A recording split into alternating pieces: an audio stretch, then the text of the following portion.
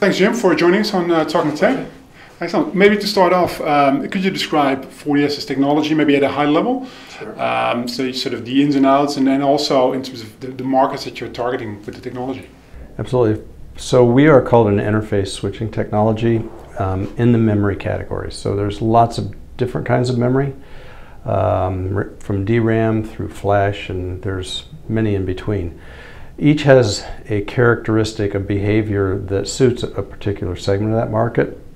Ours is a very high-speed memory chip because we can operate at near DRAM speeds, and we have high endurance, and we can, because we're area-based, go very small, compact, and take up little geography. So it's very much like flash, but unlike DRAM, it can be three-dimensional. So we actually can be a mass storage memory in what we call storage class memory market segment. So we're not going after flash, which is solid state devices like you have in your phones and things like that.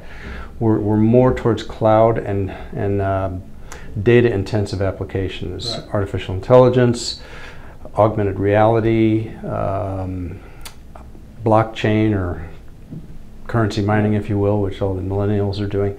So we're targeted very specifically at very high performance memory to supplement the growing intensity of data out there. Right, okay. And in terms of the interface switching, can you talk about sort of the pros and cons? Because there's benefits, but there might be a few trade-offs as well in terms of... the benefits are much less power consumption because we're not doing a kind of a shift in the state of the cell as much as changing the interface of the actual memory cell itself.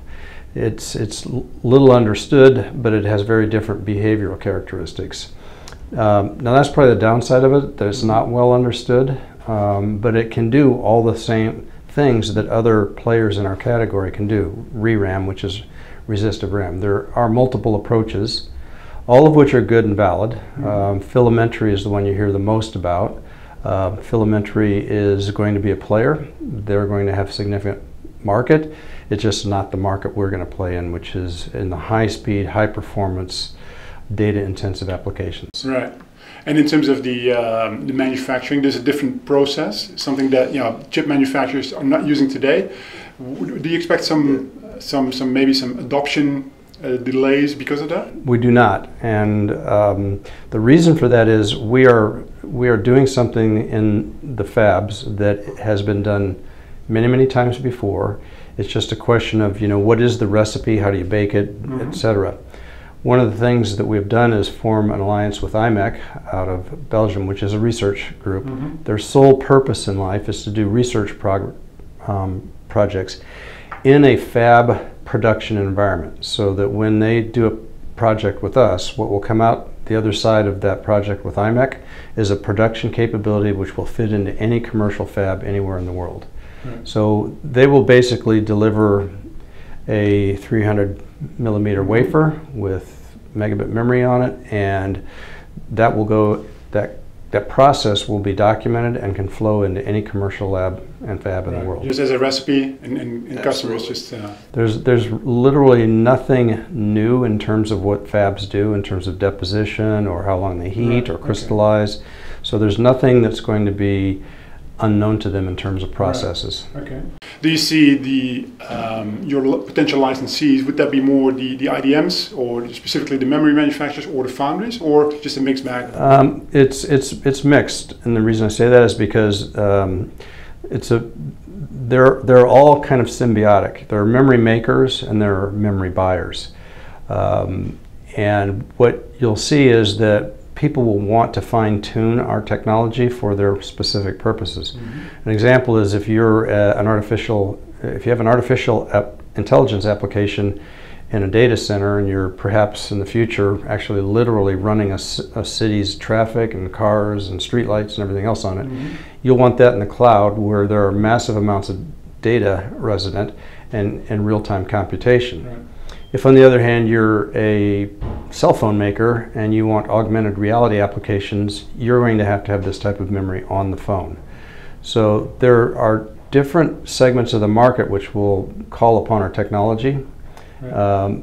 We are aiming for, at this point in time, the data cloud, Right. the massively intensive Yeah. data applications. Right. I guess the longer term you could tweak sort of the characteristics of the product. We can, because of the way we do this, we can vary the optimal configuration of the actual chip. Mm-hmm. Right now we're optimizing to speed. We still have very good endurance and very good retention, but if somebody said, we wanted you to be like Flash and have retention of 3 or 4 years, we would probably say, Flash already has that market, and Flash is only 20 cents a gigabyte, Yeah. so there's not a lot of gravity around that for people. You're not going to go chasing something that's already 20 cents a gigabyte. So we think the major market payoff is in the high-speed space with very fast memory characteristics. Okay. All right. So if you look at the development roadmap and the steps that you need to take, what sort of work still needs to be done, say in the short term, maybe to get to maybe not proof of concept, but at least to a stage where you can maybe intensify discussions with industry players about this, and longer term. So that is actually the significance of our IMEC relationship, which we announced in November. We have moved past the research stage. Mm-hmm. We are now working in collaboration with them to actually develop a production process. So we will be going into their fab, taking our technology along with their well-known and existing capabilities to produce 300 millimeter wafers with a memory system on it. And we will come out at the end of that process with a production-worthy product. Right. So we're not really proving it anymore. The relationship we had in the past was with HGST, part of Western Digital. They helped us prove the science of our technology. Yeah. And we have proven the size, scale, speed, retention, and endurance, and even the yield, which is in the commercial sense the most important thing. If you can't get high yield out of a fab, nobody's going to make it. Sure. So what should investors be looking for in terms of announcements this year from a technology perspective? Well, from a technology perspective, we will report once a quarter on progress. We will be somewhat constrained because IMEC has a non-disclosure with us, but we will say we are on our milestones towards achieving a production-worthy product. Right. The reality is that when you're in a fab like that, they have many people working with them, all the industry players, so you have to be very careful what you say or don't say, because everybody that's there and working with them are very interested parties and competitors with each other. So that's why we keep a very tight non-disclosure. Right. We'll basically try to make announcements that are, as a general rule, we're on track. We've achieved our milestones that we have agreed in writing to with IMEC, and that roadmap has already been developed. Our team has been there over the past couple months developing the roadmap, and all the Gantt charts, et cetera, are in place. Our CEO just got back from a 2-week trip, so we are deploying as we speak and beginning this production process. The simplest way to put it is our tractors in the field and the wheels are getting muddy. Right. Yeah. Sure.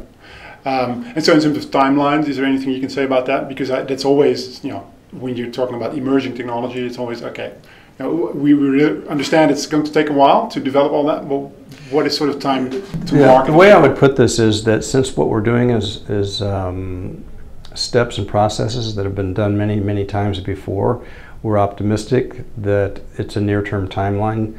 We think that this has been done before many times, particularly by IMEC.